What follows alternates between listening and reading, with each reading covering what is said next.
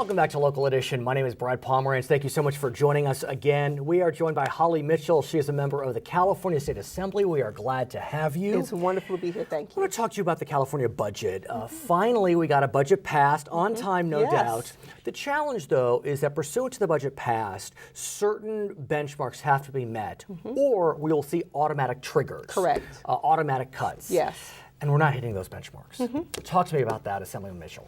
Well, it's a deep concern. You know, it was a bit of a compromise. I was very pleased to not be to find myself in a situation where I would have to decide if I was going to be able to support an all cuts budget. Right. So the fact that $4 billion was identified, we were able to reinvest in certain key areas, and only cut $15 billion and have more of a balanced approach to the budget since we were not successful in increasing revenues.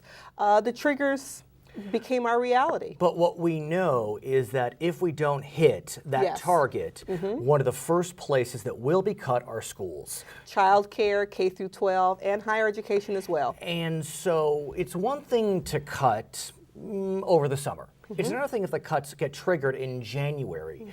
Are you laying off teachers in January? Are you shutting down classes at the UC system in January?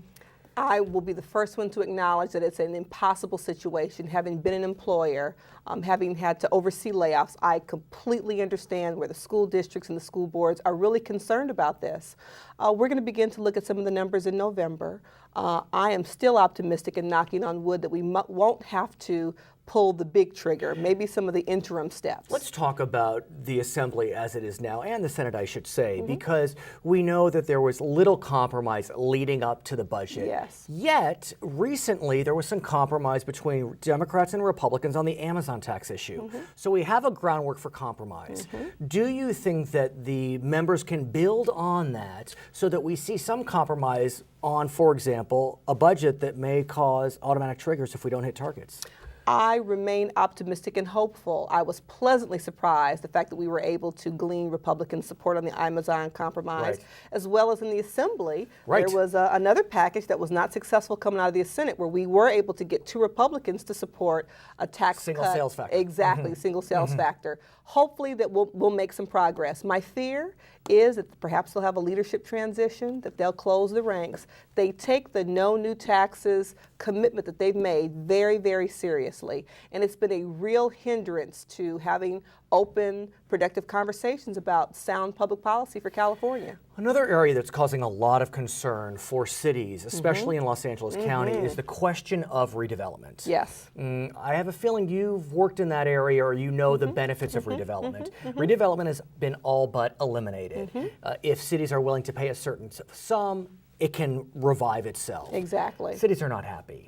What is going to happen in the redevelopment debate? Well, there's a lawsuit currently. The League of California Cities is sued. I was a part of a work group over the last couple of months, the last actually week or so of session, really trying to look at the bill that we did pass as a part of the budget deal to really see if there was some fixes that we could put in place for some cities that were really having major issues trying to meet the financial obligation, as well as look at housing opportunities for cities that had not stepped up in the past but could redirect some of those redevelopment dollars to expanding and building low-income housing.